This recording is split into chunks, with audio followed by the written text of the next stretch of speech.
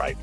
And that's one of the things, talking about those chip picks, talking about these things that Bet's doing. But again, I think if you're Prestige, now you get an opportunity. You're going down to the losers bracket. Find a little bit of extra confidence. When you watch players like Volty on a carbon roller, he's just not afraid to dive in and get stuff done, right? Yeah. And Alliance Rogue historically has not been afraid to commit as many resources as possible to make sure that happens, right? So if you're Prestige, it felt like a lot of those resources were committing, but just need a little bit extra confidence or something to really get that team moving. So we'll see how much further they can end up going in the losers bracket. But as we mentioned, it is a stacked day today across the board. With seeding based on SendouQ, it means that our 2 versus 7 matchup? Yeah, our 2 versus 7 matchup is Alliance Rogue versus Jackpot. Isn't that pleasant for Alliance Rogue? It really is. Look, it'll still be, I think Alliance Rogue could put up an interesting fight, if nothing else. Oh, certainly. I mean, and, we don't get the chance to see all of these teams all of the time. Oh, no. The last time that these two teams went up against one another was in 20XX last month, where Jackpot took it 3-1. So we'll see whether or not Alliance Rogue can come back out here and take another punch. But obviously, this Jackpot team, a team that has continually proven themselves as one of the strongest teams, at least on the North American side of things, and certainly this past year was able to prove themselves as North American champions. But now all of a sudden, Starburst is back and FT Win roster is back. And within the past month or so, it's been difficult for Jackpot to really cement themselves as this best team. Now, that said, my bet is Jackpot just isn't quite as isn't practicing as much, which is evident in the fact that their SendouQ rank is number 7 out of this whole thing. They weren't playing in the ladder very much because they were so focused on preparing for the North American Championship, and then probably took a bit of a break, so they didn't burn themselves out too much now before preparing for Worlds. So we'll see what they've got and just how much ferocity they're coming at this one with. I know a lot of their players, though, are fired up. Based on some tweets earlier today, I think Leafy tweeted the gif of Doc Hudson revving up the little forklift guy from Cars. You know what I mean? Yeah. I will give Jackpot one thing, and it's that they are very good at putting on a spectacle on Twitter, and they're actually making content, which is, great. I'm excited about it. We'll take that. As someone who has historically tried to squeeze teams from every ounce of content that they could possibly give, I appreciate it coming into them. Yeah, absolutely. And, I mean, look, I can pretend I don't have an EU bias, but that would be a lie. I've had an EU bias since I started watching this game. Sorry to be a North American commentator with an EU bias. It's very cringe of me. I'm aware. But I've watched Alliance Rogue players way more than I've watched any North American players, really. Especially like Gray and Kibber and Scar, I've watched since the Ghost Gaming Crack in Paradise days. Like, they are players I have watched a ton. They are players I enjoy watching a lot. I think Gray is an incredibly smart player. I give Gray so much credit. Gray is probably one of my favorite players, just in general. I think that they are so incredibly smart. Yeah, certainly the case. And one of the things, too, is that when you talk about Gray, you talk about how much he's been around. And a lot of these players so much have been around. But Gray in particular, being around since the early Splatoon 1 days, okay? This guy's been around, and he's been switching over. I think he's played probably just about every supportive style in the game he could possibly play, right? He's gone from everything from the Dynamo to the NZAP, right? So that kind of experience when you're talking about building a team, especially when you're talking about having a new patch with a couple new weapons come into the play to shake things up a little bit, having that flexibility, having that experience that you can draw upon to be like, all right, what's going to be strongest? What's going to work best for us? Is there something that we can consider here? And then, well, how do I need to change my play style depending on the weapon that I'm actually holding in my hand, which could be a weapon that I literally just got my hands on 2 days ago. Yes. Right? I think that that level of leadership and awareness is certainly something to be commended here, right? And certainly something to be watching out for as we take a look. I don't know. I have a hard time believing that. Oh no. I think Jackpot will win. Something new. No. I think Jackpot will win. Maybe they will. We'll see. My prediction was I don't think Alliance Rouge is going to pull out something new. Yeah, I mean, I don't expect them to. I think their normal comp works so well for them that it would be unexpected. I think unless Scar or Kiver are maybe playing the new Blaster, maybe. Nah, but I can't see them wanting to go splash down against Jackpot. And they also have a Carbon already, so Blaster just feels so finicky there. I mean, the only other thing I'm thinking is if you thought that the screen was particularly good with your Carbon roller, and you really wanted to commit to that, and like, it feels like it could be in the same way that a lot of people have considered Tent Umbrella really good with a Carbon roller, right? Yeah. But it just feels like it's going to be so slow to get rolling. Yeah. And that's just not how AR sets up Volti. They want Volti to be able to sprint. They don't want Volti to have to be paced. Oh, but okay. There you go. That's interesting. That's double Tacticooler. Which is not uncommon, but definitely gonna work out pretty well for them. They'll be able to play really forward and aggressive with that. Seems like Kiver's probably gonna be on the more aggressive of the two zaps, based off that comeback that they're running. And of course, we do see that splatter color screen coming out. Going to be able to apply a lot of pressure. Kiver playing around that Suction Bomb really well, but not quite able to capitalize on it as we're seeing Jared holding forward here with the Vanilla Dualies, a weapon that's been seeing a lot more play lately. Yeah, Jared picking up these Vanilla Dualies, and I think the largest thing for Jackpot is they've got the range advantage at their disposal, right? With not only the main weapons of the Dualies, you consider the Stamper here, and even .Q's Pencil, but then you consider the special weapons as well with that Crab Tank, and even the Zipcaster's ability to continue pumping out things at a range along with the Triple Link Strike. So certainly the range advantage here is for Jackpot. The only thing that Alliance Rouge can hope to do is keep the pace of play so fast that Jackpot doesn't know what to expect, but Jackpot's a team that'll see that trick coming, picks out Volti almost immediately. It's a 2-down situation for Alliance Rouge, and Jackpot's going to hold on to things here. Gray's going to commit one cooler as the rest of Alliance Rouge continues to try to push this, continues to try to make it so the Jackpot can't fully get set up, but without having a full engagement altogether, feels like Jackpot's just going to be able to clean things up here altogether, and they'll hold on to the zone all the same. Yeah, Splatter Color Screen doing a good job there of forcing Leafy to back up a little bit. Zuga coming out, really great timing considering that all of Jackpot was so bunched up there, but not able to find anything. Volti looking to move forward now. They have one player down. There is a crab ready. They managed to flip the zone finally, and they could set up a good hold here, but it seems like they're going to rely pretty heavily on just those Tacticoolers consistently coming out and just being able to pester them by just coming back to life, like zombies more or less. Like a never-ending thing of zombies that just keeps spawning and spawning and spawning, and no matter how many plants you put on top of your own zone, you cannot fend them off. It's exactly what Jackpot's trying to do, though, is they're trying to wrestle back control of this zone, but Leafy tries to dive in, immediately gets punished in the 2v1 for trying to go against this jump, and Alliance Rouge continues to swarm around this zone. They're now going to take a pick against Jared. That's a 2v1 that can very easily be won. .Q's going to be forced to back one away, and now Leafy is going to be the solo target here on the side, trying to bait everyone to come closer to her. Kiver will actually get punished, and now in the trade out, and it looks like the rest of Jackpot was able to clean things up, and now they're lunging for the control of the enemy flag.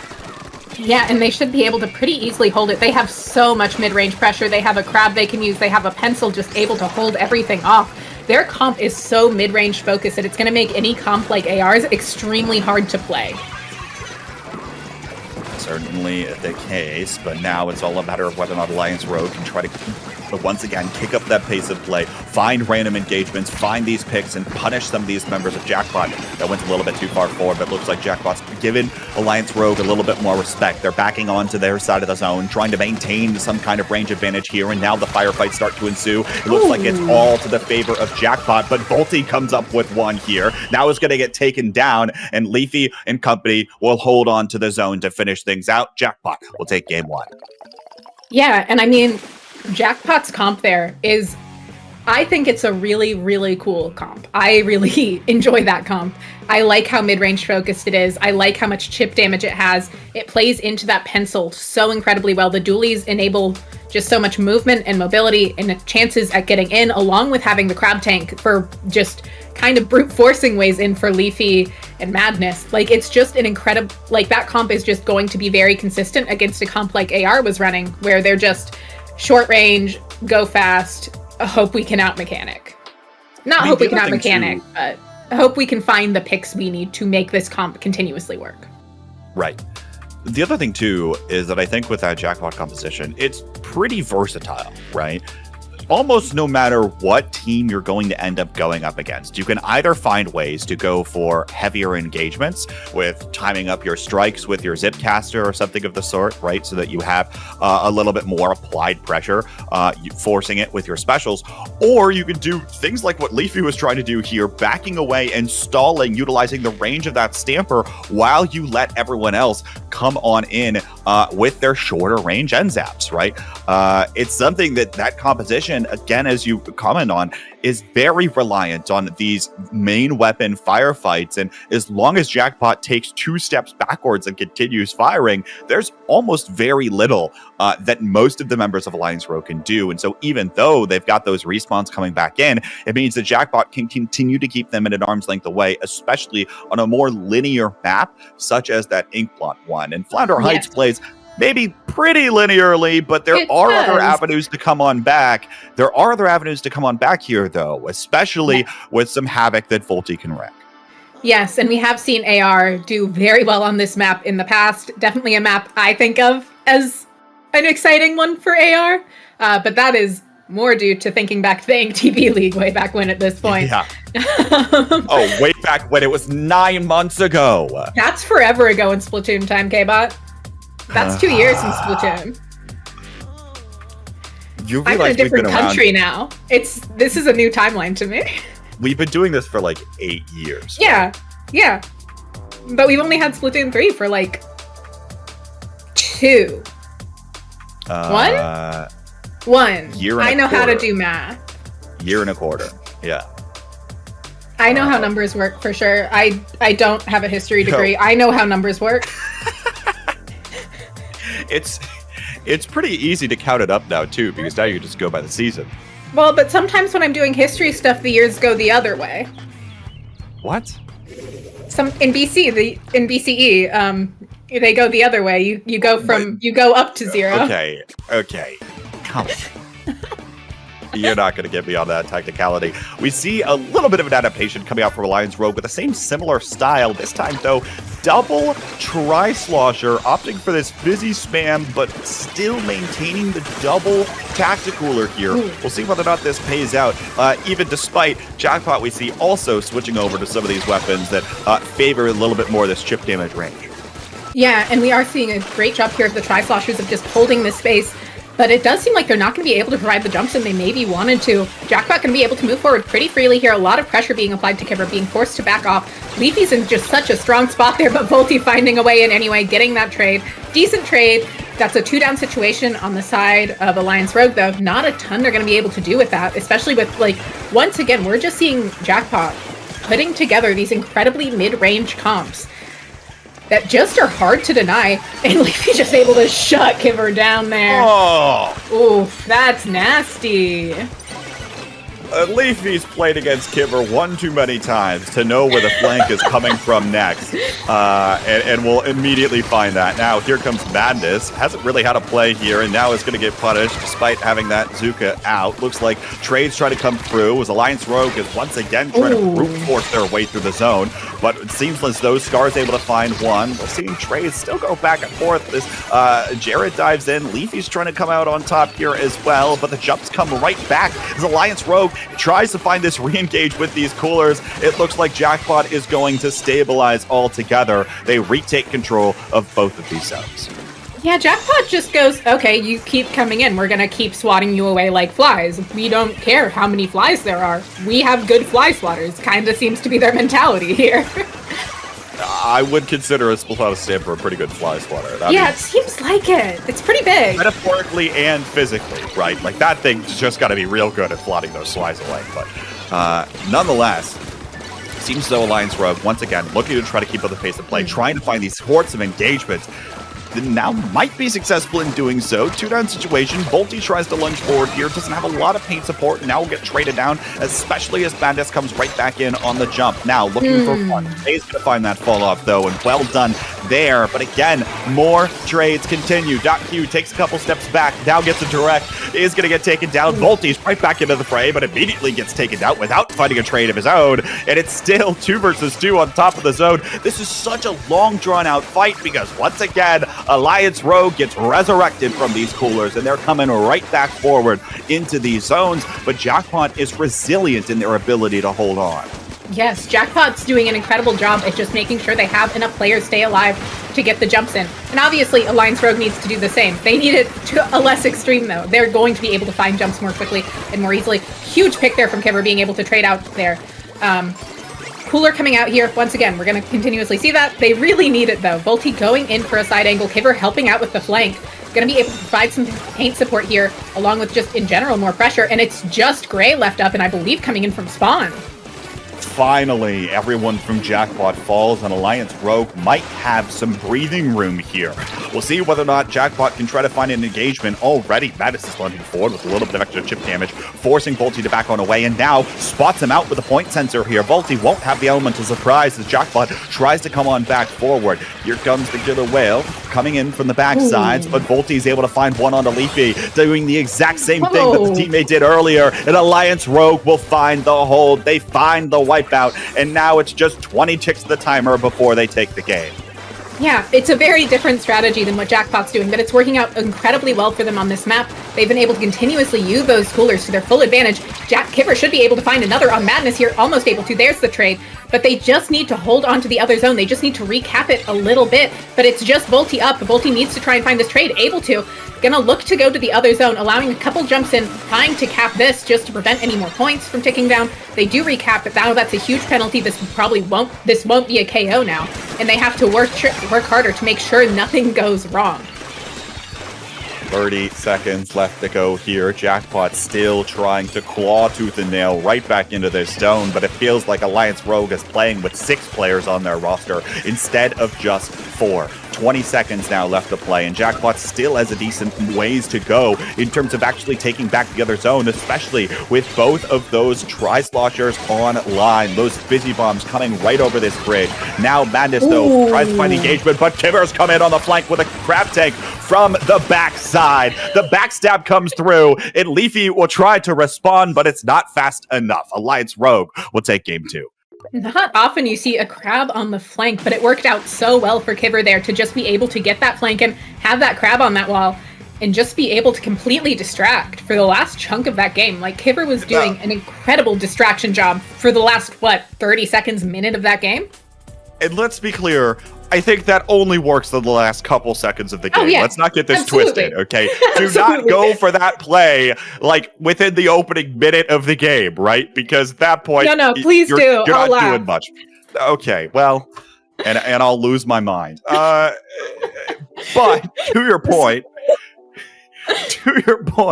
it did end up working for Alliance Rogue there at the end. Yeah. I think most critically because there was pressure being applied from 2 sides. Oh, yeah, right? yeah. And that's the exact thing that especially Kiver's trying to do on a lot of those flags. That's something that, I mean, watching Kiver's play, you see it coming. I called it out in the middle of the game, right? Yes. With Leafy predicting it. But there too, right? You see Kiver go for these wide angle flanks, and it's all about whether or not Alliance Rogue can capitalize on it with the rest of the team coming back through. And in that case, it was those fizzy bombs that I called out as well that were coming through from those Tri-Sloshers to help seal the deal there, and just makes that that engagement just that much more difficult in order to try to find it all the way through. But look, even still, Alliance Rogue really had to fight for that one. And finally, it felt like this zombie composition ended up working, right? In terms of finally they were able to find the wipeout, but it really took them getting that 3-down situation, getting that complete wipe before they were able to get fully set up and find these holds that they need to. K-Bot, can I ask you a very genuine question about Splatoon 1? Because I did not follow comp Splatoon 1 very much. We'll see if my goldfish memory serves. That's fair. You can ask the question. Is this is what AR is doing kind of what the QR era of Splatoon 1 looked like? Oh, kind of. I mean, I don't think it's the same, but it's reminiscent. It's maybe a little reminiscent. Here's the ways that were different. Obviously, in Splatoon 1, it was like quick respawn stealth jump. Yes. So you didn't have the predictor, right, of like, oh, this person's clearly jumping in, right? The call out was literally made, watch the skies, because that was the only way you could see someone coming, was whether or not they were actually overhead. Sorry, that was my reaction to seeing mincemeat on screen. My bad for saying what. Oh. Yeah, I mean, you're valid for that one, I'll say. Now, though, Leafy coming in with the tent umbrella, which is interesting here for a couple reasons. We've seen Leafy pull out this pick on a couple of different maps, but here on Mincemeat, it's a little bit flatter. I can see the idea, but we'll see whether or not it's going to be enough to keep Alliance Rogue at bay, who is now switched off of this double tactical accomplishment. Oh, yeah. Wait. No. They have switched off. They have. Both teams have a pencil, but they have switched off the tacticaler. Both teams running pretty similar specials. The main difference between these two comps is going to be the squeezer versus the umbrella there, because everything else is exactly the same. But you consider the splatter cooler screen probably acts a lot like a tent umbrella would. Right? A little bit more effective and a little bit more able to apply that kind of pressure. But you see Leafy finding the strayed coming back through the zone to try to find this cap. Will get taken down in the process. It doesn't look like anyone else from Jackpot was trying to push forward. And now Jared's going to be an easy cleanup there. Alliance Rogue surgically picking apart one member by one away from Jackpot. But now Kibber's going to step a little bit too far forward and get punished. And the jumps are going to come right back in from Jackpot as they take back control of this zone. They're continuing to apply pressure in both these teams, having this push and pull tug of war here on this. Yeah, Madness doing a great job here trying to poke at this pencil. Going to be able to use Booyah Bomb, and with AR that bunched up, that's going to be a little bit devastating. Not in regards to getting picks, but they're just going to be so stuck in that corner. Allowing Leafy to move up like that, allowing Jared to move up like that, does get traded out, but still, Volty has this Booyah Bomb ready. They have the splatter sculler. You know, I'll get that word down eventually. It's a new word for me still new one. Say that 5 times fast. I was trying, apparently. You were. It's a hard one. I wasn't ready for the tongue twister today, apparently.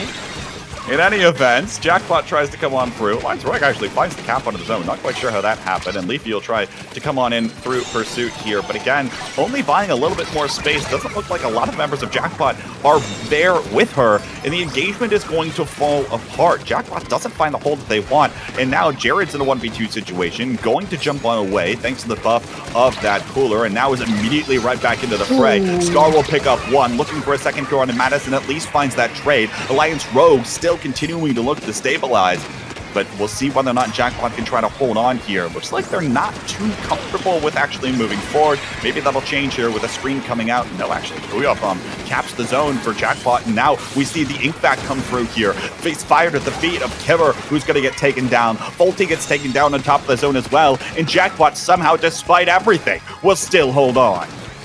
Yeah, Jackpot doing an incredible job here of just applying this constant pressure. Of course, SendouQ is going to seem incredibly comfortable on that pencil. That's unfortunate for Gray. You don't expect to get picked off like that when you're doing a cooler jump, typically. You feel safe in those. But sometimes you're not. Kibber just kind of going in there. Chose to pop Crab for some reason. Don't know what the Crab was going to accomplish there other than maybe some stall. It's kind of a waste of Crab in my eyes a bit, but I'm sure Kibber had some plan cooking. Just didn't quite work out. Oh, they had coolers. Never mind. It worked out great. Alliance Rogue's got to take care of something now, and this ink back on top of the zone going to make it that much more difficult. Here comes the cooler screen, but we've switched back up to Madness, who's trying to chip away at some of the members of Alliance Rogue. Will trade his life for it, but Jackpot's going to maintain control of this zone. At least AR was able to find this penalty, and despite not coming through, oh my goodness, Jared dropping on top of one, now picks up a second and immediately will jump away. It's 3 down for Alliance Rogue, thanks to Jared's quick thinking, dodge rolling right into the party, and Jackpot once again will continue to hold, now entering the last minute of the game. Yeah, Jared makes those dualies look so devastating, and obviously they are in the right hands, but there are plenty of people that try to make those work and just haven't quite gotten there yet. And we see another vacuum at the ready from Leafy. This should be a pretty easy hold right now for Jackpot. They've got the specials for it, and right now AR doesn't have a lot they can do to contest it. Even if they just throw pain at the zone through these specials, they should be okay. Actually, no. Finds the cap once more. Madness now looking for a couple of extra picks. Will find 2 there. And now Kiver makes a drop here, looking to try to come up with something, anything for Alliance Rogue in desperation. Given by the fact that we're close to the end of the game here, and actually Kiver's able to come up with 1 as Jackpot kind of dissipates and lets him pick on a 1v1 fight.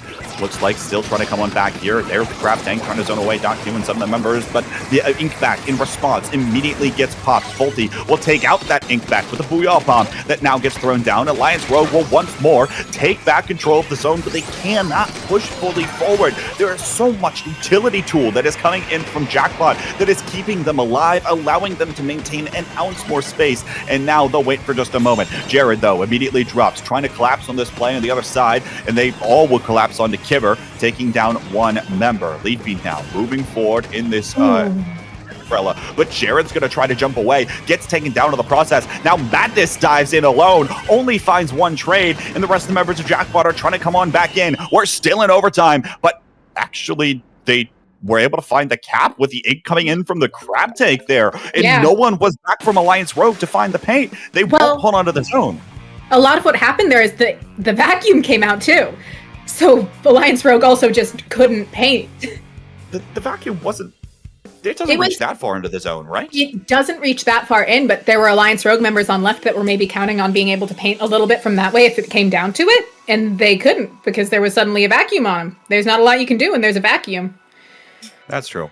You've got to try and fill it just to try and keep the game going, or you've got to just accept that it's there. And in those overtime situations, your only option is to try and fill it. Yeah. So Jackpot, able to take that game back. One of the things I want to comment on, though, with that composition adjustment from Jackpot, you might be like, okay, well, it didn't really look like Leafy's Tentebrella worked a lot of the time. I think that's probably fair in saying it didn't work a lot of the time. Now, obviously, we just commented on the ink fact that was able to secure them the game. The other play they were going for, though, earlier was that one time that Madness worked his way all the way up to the right side, was able to chip away with that machine, and then threw the Booyah Bomb back while that Tentebrella was coming over the enemy grates, trying to apply pressure to that other side of the map. I think that was an incredibly strong play that Jackpot couldn't quite find the ability to get set up because they realized that they just wanted to play faster overall. It looked like they wanted to dive for more engagements rather than go for those more prolonged setup plays, as we saw by this play from Jared, who was able to dive in. That was kind of the turning point here, and Jackpot just continued to actually give AR almost to taste their own medicine by continuously running at them. Yeah, and definitely I do think this map, like, Jackpot didn't have to make as major of comp adjustments as Alliance Rogue did for this, just because I view Alliance Rogue as, like, if Volty's off carbon, they're not necessarily weaker. It is very different for them. They do have to adapt way more. And they're not, like, I don't see them run pencil super often. Like, obviously they run pencil sometimes. Every team seems to run pencil sometimes right now. It's a great weapon. But it definitely is not something they run as often as Jackpot does. And things like that can make such a huge difference in those scenarios, especially when you're switching from double tacticooler to just the one. That must be a huge mental jump. Now that we're going to Hagglefish here, we'll see what Volty ends up picking up. It is the machine opting for that. Makes sense. I feel like you could see either one come out here. But Volty is going to opt for that machine, but we're right back to this double cooler identity for Alliance Rogue. Meanwhile, Jackpot maintains the same composition, the same versatile composition. We'll see whether or not they'll be able to keep the zombies of AR at an arm's length away once more.